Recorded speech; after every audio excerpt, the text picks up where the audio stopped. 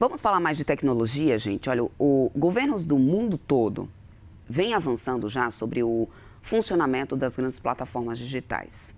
O maior controle e ações de prevenção indicam que a internet entra em uma fase mais regulada, o que impacta diretamente a estratégia das empresas. E o movimento atinge o coração do modelo de negócios das Big Techs: algoritmo, design de produto e monetização.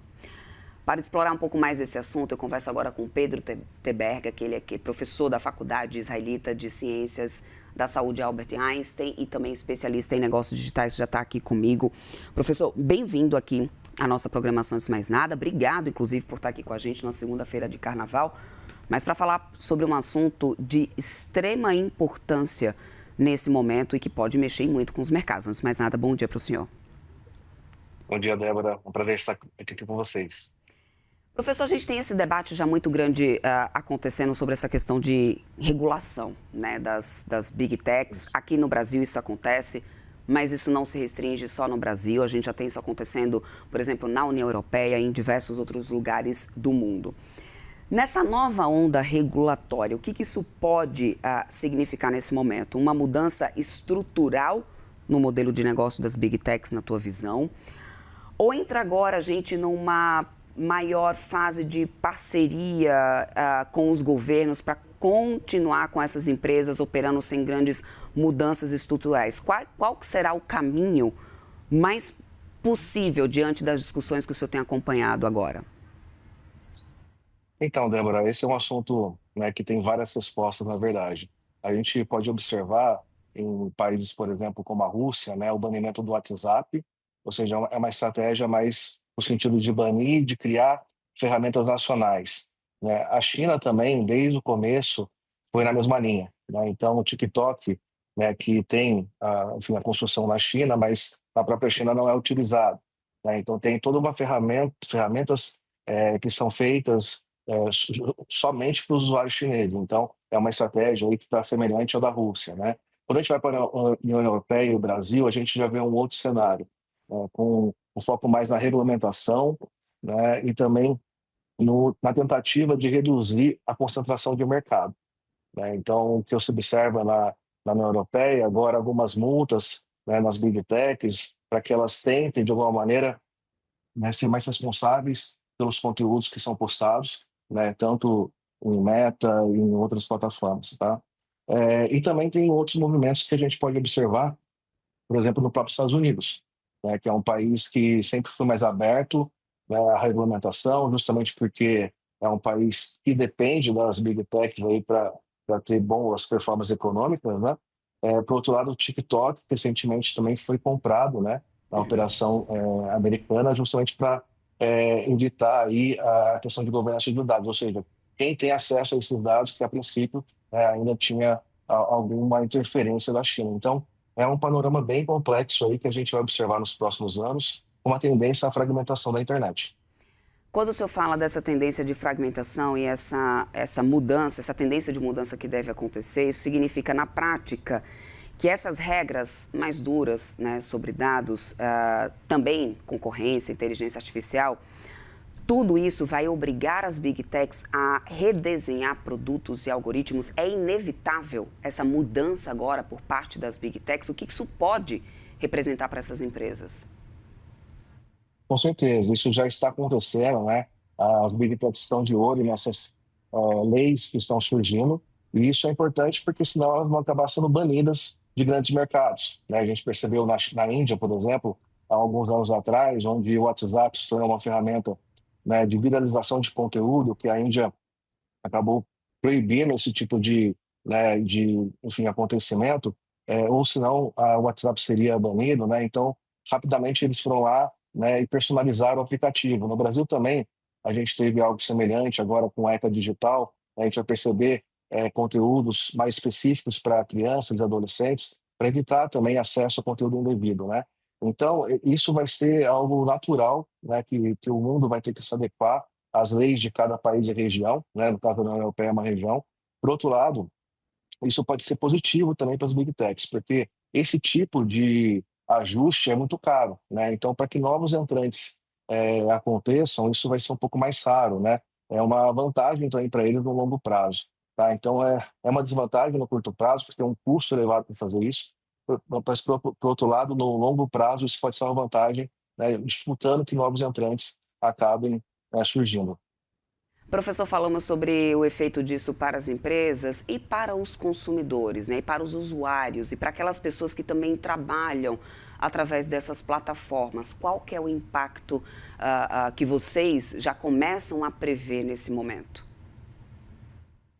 Para quem trabalha com as redes sociais, a gente vai perceber uma tendência à maior responsabilização do conteúdo, né? Então, né, as redes sociais surgiram há 20 anos atrás, num mundo onde as regras não eram bem claras, né? Isso foi acontecendo com o tempo, os governos, de maneira geral, acabam esperando, né, o crescimento para identificar aí os principais problemas. É agora que a gente já entende um pouco melhor o lado bom e ruim disso, né?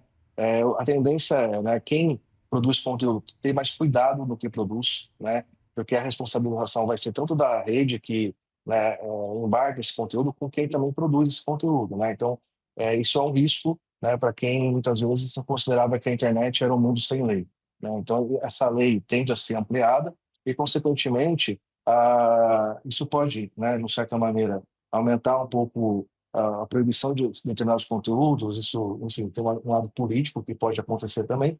Por outro lado, é benéfico, né, considerando que a gente também tem diversos casos aí de exploração infantil e outros assuntos mais críticos que envolvem a internet, né? Então, esse é um ponto. Outro ponto é a questão do mundo digital, que a gente achava que era global e agora talvez não seja tanto, né? Provavelmente, quem tinha comunidades globais em aplicativos, por exemplo, como o Meta, agora talvez perca alguns usuários, né? Isso é uma tendência que vai acontecer, principalmente quando a gente está falando aí de territórios como Rússia, Índia, né? Que são grandes países com uma população muito grande que agora estão repensando as suas redes sociais. Talvez no médio prazo a gente tenha aí, né, perda de usuários ou até mesmo aplicativos personalizados para cada região, o que pode, né, significar uma nova interface aí para públicos distintos, tá?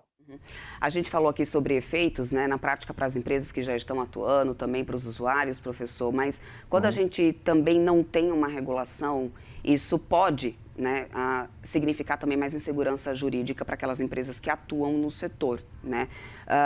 E isso a gente viu acontecer muito no setor de data centers, porque aqui no Brasil, no caso aqui do Brasil, a falta de uma regulação vem travando, inclusive, investimentos bilionários em data centers.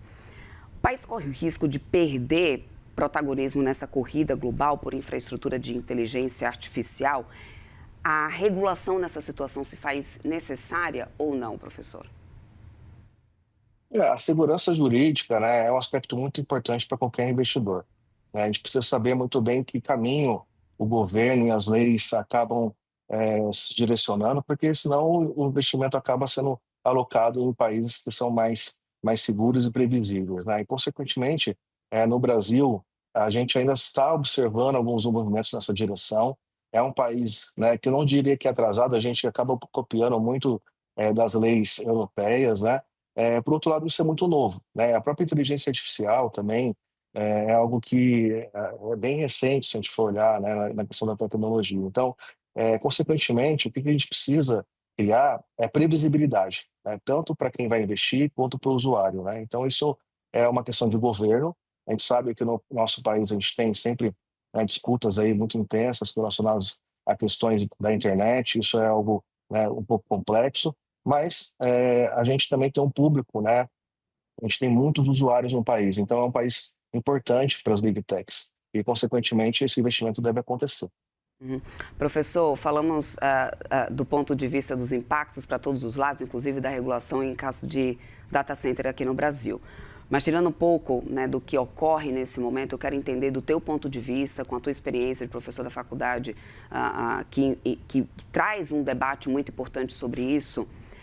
Estamos no momento realmente de entrar mais sério nessa regulação global. Passamos desse momento, né? Ou seja, qual que é o custo na visão do senhor e qual que é a necessidade agora expressa sobre isso? Estamos no time ou já passamos do tempo?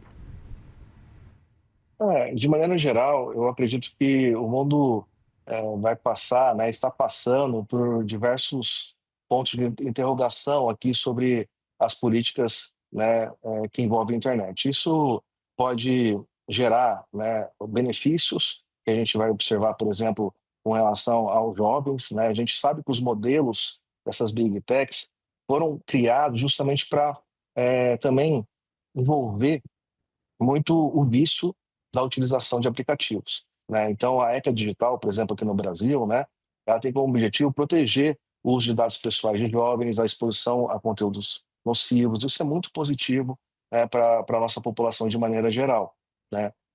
Por outro lado, a gente vê no mundo algumas políticas um pouco mais, vamos dizer assim, ligadas a ditaduras, né, que é na própria Rússia, agora proibindo o WhatsApp, e criando estruturas nacionais, a própria, né, China também um movimento específico. Então, eu acredito que não vai ter assim uma mesma política para todas as regiões. Isso vai se intensificar, né, agora no médio prazo e até mesmo no curto prazo, com as eleições surgindo aqui, e provavelmente a gente, né, vai observar também movimentos através até de construção de aplicativos locais, né? Isso é uma tendência também, não tanto no Brasil, que a gente acaba adotando muito dos aplicativos americanos, mas em outros países, né, e na própria União Europeia, né? Então, é algo muito sensível, né? A gente está falando aqui de dados pessoais, né? Hoje, uma empresa americana, como a Microsoft, a Meta, ela tem acesso a dados de brasileiros, de europeus e de outros cidadãos do mundo inteiro aí, e a gente, né, muitas vezes não faz noção da importância disso, né? Isso envolve aí o que a gente posta, o que a gente escreve, isso tudo está, entre aspas, sendo controlado por empresas que não são nacionais, né? Então, é um dado, é uma preocupação que existe não somente aqui no Brasil, mas em todo o mundo, de como que essas informações estão sendo gerenciadas e governadas, né? Quem tem acesso a isso, né? Se o próprio Estados Unidos proibiu o TikTok, ou seja, é uma preocupação, né, até mesmo do próprio Estados Unidos, que é um país, né, que é extremamente aberto à inovação, né? Então, é algo que a gente vai observar aí, né, com maior intensidade esse debate nas próximas semanas e meses. Professor, quero muito agradecer a tua participação aqui conosco. Conversamos com Pedro Teberca, que é professor da Faculdade Israelita de Ciências da Saúde Albert Einstein, também especialista em negócios digitais. Muito obrigada pelo seu tempo aqui com a gente, excelentes análises, uma ótima segunda-feira, bom restinho de carnaval e até a próxima, professor. Obrigado, Débora. Até Excelente carnaval. Tchau, mais. tchau.